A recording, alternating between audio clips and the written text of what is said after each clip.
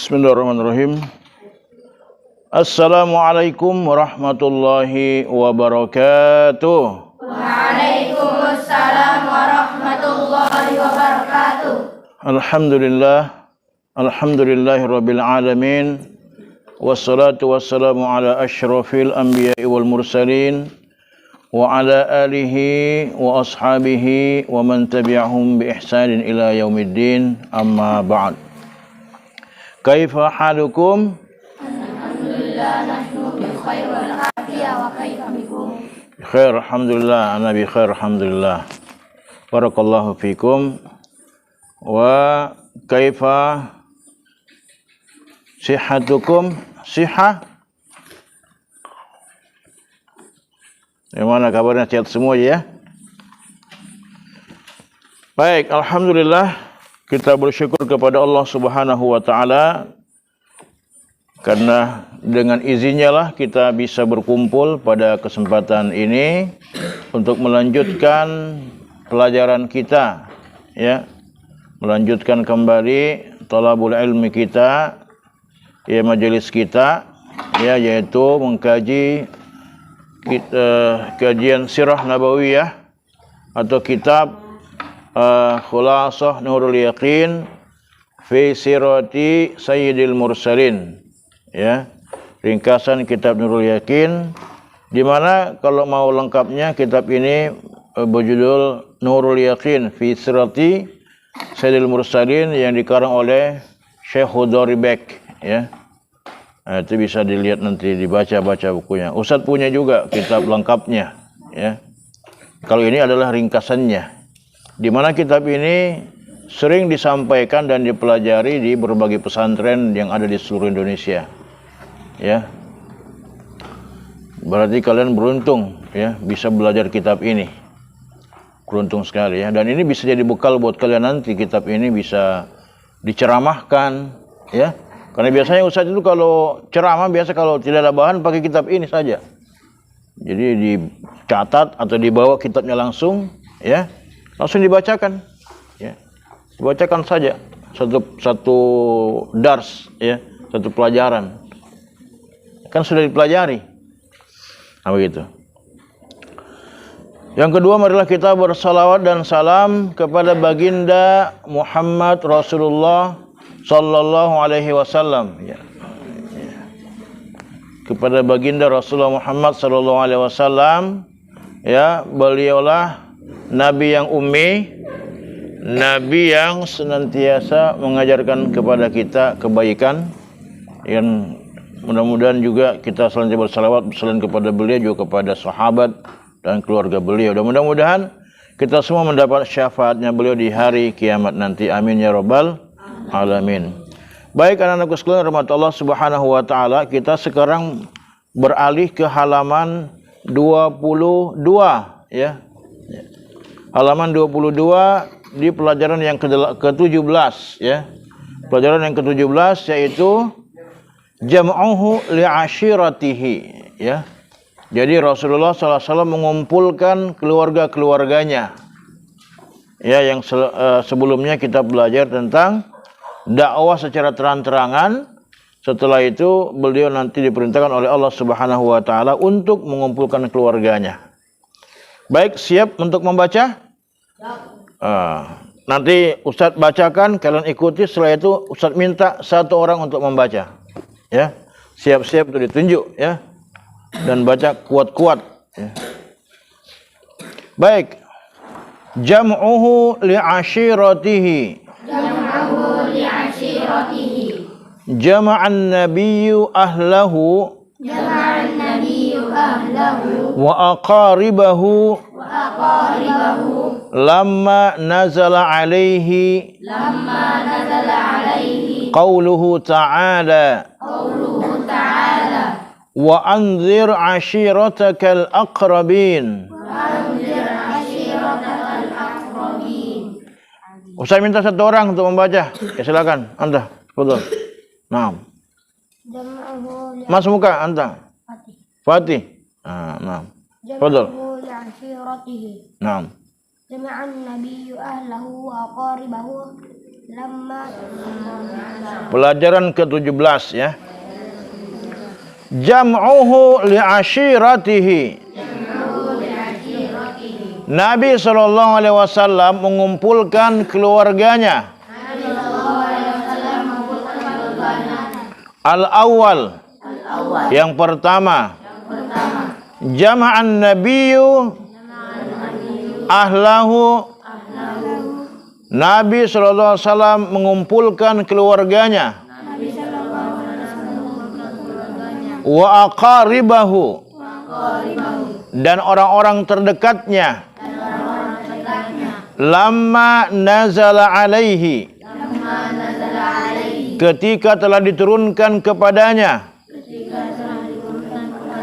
Semangat ya. Qauluhu ta'ala. Ya, bersamaan semuanya. Wa anzir ashiratakal aqrabin. Dan berilah peringatan kepada keluargamu yang terdekat. Ya. As-sani, yang kedua, fabalaghahum risalata rabbih, maka beliau menyampaikan kepada mereka risalah dari Tuhannya. Karir ulang ya. Fabalaghahum risalata rabbih, maka beliau menyampaikan kepada mereka risalah dari Tuhannya.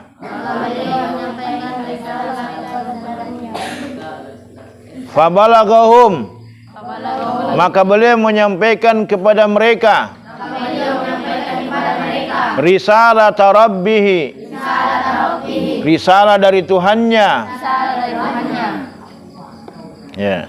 Wa anzarahum, dan memberikan peringatan kepada mereka azab yaumin azim, tentang azab di hari yang besar. Apa maksudnya hari besar? Kiamat ya. Ya, yauma la yanfa'u, hari di mana tidak bermanfaat, tidak akan bermanfaat malun wala banun, harta dan anak-anak. Ya. As-salis, ketiga ya. Fatakallamal qaumu, maka kaumnya berkata, kalaman layyinan, dengan perkataan yang lembut. Illa ammahu, kecuali paman beliau, Aba Lahabin, yaitu Abu Lahab, alladzi, ya, yang kana aduwahu al-ashaddah, yang dia sangat memusuhi Nabi. Dia memusuhinya dengan keras ya, musuhnya gitu ya. Sangat memusuhinya. Ya. Kan dijelaskan yang lalu ya. Apa yang disampaikan Abu Lahab yang lalu itu kepada Rasulullah ketika beliau sudah menyampaikan apa yang disampaikan oleh Abu Lahab? Hah? Apa? Apa kata Abu Lahab kepada Nabi ketika itu? Tabban laka ya Muhammad, celaka kamu Muhammad, kan begitu.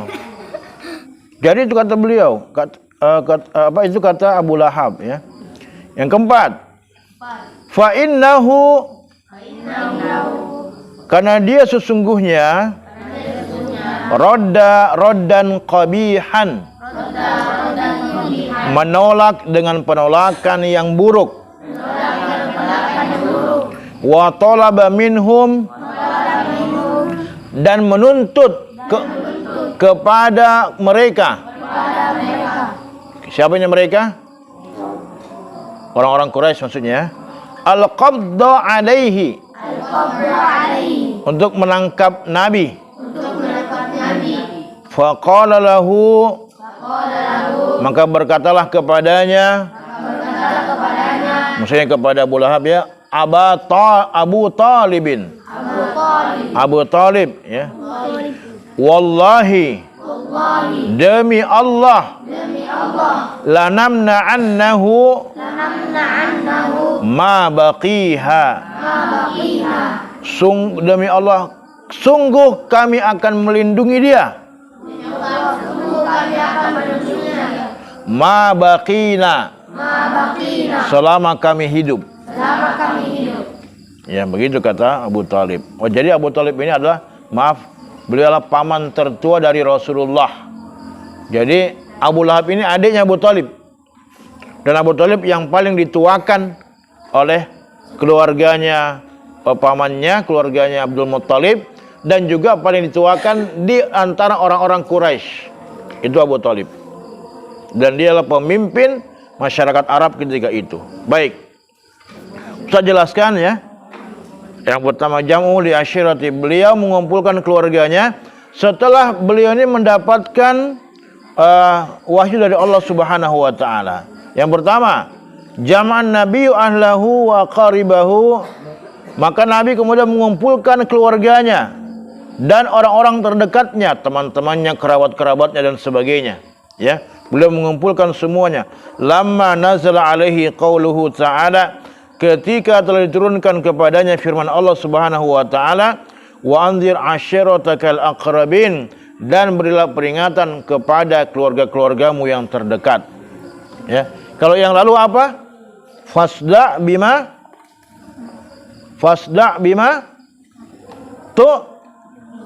tu'mar. Ya, ini dibaca-baca lagi ya. Bukan berat ini, nanti kalau sudah selesai diulang di murajaah ya. Nanti kalau tidak di murajaah nanti hilang ya. Nah, yang lalu kan disebutkan fasda bima tu'mar, sampaikanlah apa yang telah diperintahkan kepadamu ya. Nah, kemudian Nabi ya, wa anzir ashiratakal aqrabin, ya, diberikan wahyu oleh Allah, berilah peringatan kepada keluarga-keluargamu yang terdekat ya. Nah, maka beliau mengumpulkan ini ya, keluarga-keluarga beliau, Bani Abdul Muttalib, ya, orang-orang Quraisy yang dikumpulkan semua ya oleh Rasulullah SAW. Fabalaghahum risalata rabbih, ya, dan maka kemudian Nabi menyampaikan risalah dari Tuhannya. Jadi firman Allah Subhanahu wa taala ini harus disampaikan oleh beliau meskipun tantangannya sangat berat. Bayangkan